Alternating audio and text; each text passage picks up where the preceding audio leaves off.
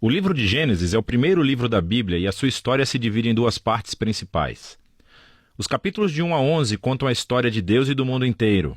Depois temos os capítulos de 12 a 50 que realça a história entre Deus e apenas um homem, Abraão, e a sua família. Essas duas partes estão conectadas por uma história que começa no capítulo 12. Esse esboço nos dá uma ideia de como entender a mensagem do livro como um todo e como ela apresenta a história da Bíblia inteira. O livro começa com Deus tomando a desordem e a escuridão descritas na segunda frase da Bíblia. E disso Deus traz a ordem, a beleza e a bondade. Ele cria um mundo onde a vida pode florescer. Deus faz essas criaturas chamadas humanos, ou Adam em hebraico. Ele cria os humanos à sua imagem, que está relacionado com o seu papel e o propósito deles no mundo de Deus. Os humanos são criados para refletirem o caráter de Deus no mundo.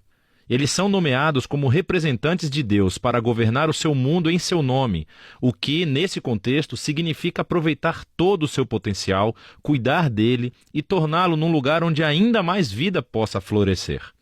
Deus abençoa os humanos. Essa é uma palavra-chave nesse livro. Deus lhes dá um jardim, um lugar onde podem começar a construir esse novo mundo.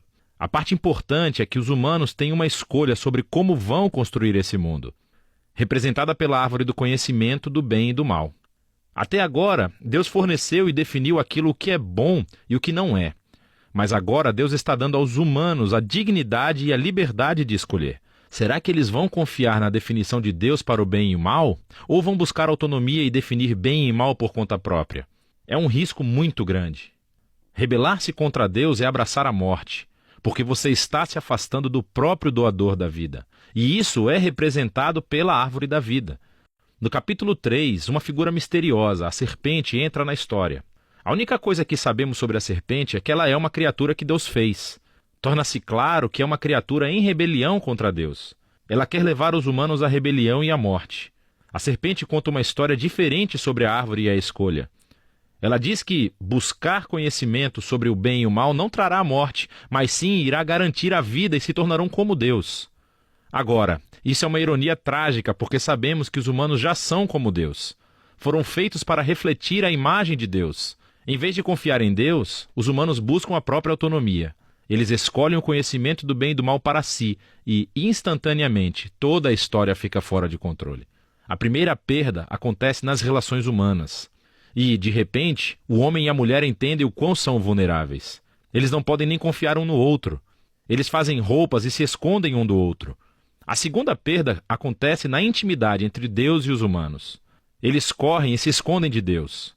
Quando Deus os encontra, eles começam um jogo de culpar um ao outro sobre quem iniciou essa rebelião.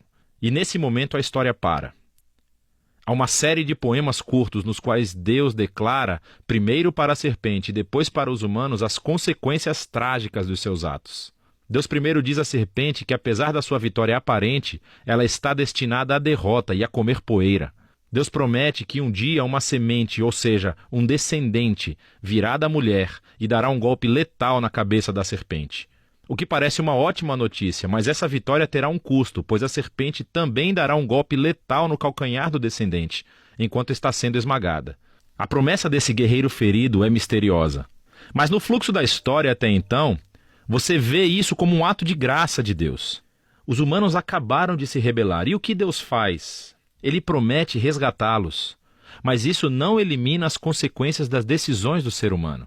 Deus informa que agora os aspectos da sua vida conjunta, tanto na vida em casa como no trabalho, serão cheios de tristeza e dor por causa da sua rebeldia, o que levará à morte. E a partir daqui, a história só piora. Os capítulos 3 a 11 traçam o efeito crescente da rebelião e das relações humanas fraturadas em todos os níveis. Há uma história sobre dois irmãos, Caim e Abel. Caim tem tanta inveja do seu irmão que quer matá-lo. Deus adverte Caim que não caia na tentação, mas ele faz isso de qualquer maneira. Ele mata o seu irmão no campo. Caim então constrói uma cidade onde reinam a violência e a opressão. Tudo isso culmina na história de Lameque. Ele é o primeiro homem da Bíblia a ter mais de uma esposa. Ele as acumula como sua propriedade. E entoa uma breve canção sobre como ele é ainda mais violento e vingativo do que Caim. Depois disso, temos uma história estranha sobre os filhos de Deus, que poderia se referir a seres angelicais do mal ou aos antigos reis que alegavam descender dos deuses. Como Lameque, eles adquiriram tantas esposas quanto quiseram e geraram os Nefilim, grandes guerreiros dos tempos antigos. Qualquer que seja a interpretação correta, o ponto principal é que os humanos estão construindo reinos que enchem o mundo de Deus com violência e ainda mais corrupção.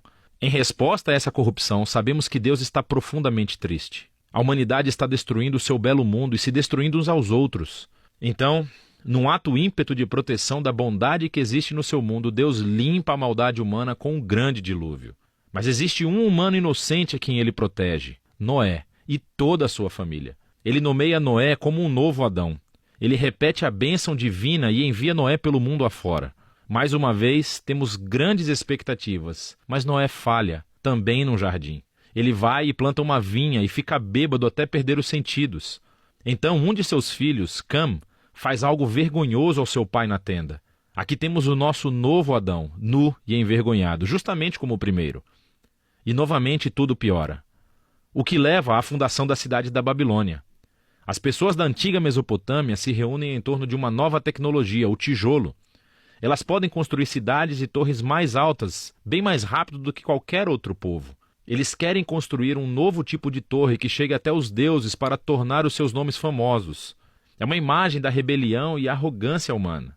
É a rebelião do jardim, dessa vez amplificada. Deus humilha o seu orgulho e os dispersa. Essas são histórias diversas, mas você pode ver que todas exploram o mesmo princípio básico. Deus continua dando aos humanos a chance de fazer a coisa certa com o seu mundo, e os humanos continuam a destruí-lo. Essas histórias afirmam que nós vivemos num mundo bom, que tornamos mal, e escolhemos definir o bem e o mal por conta própria.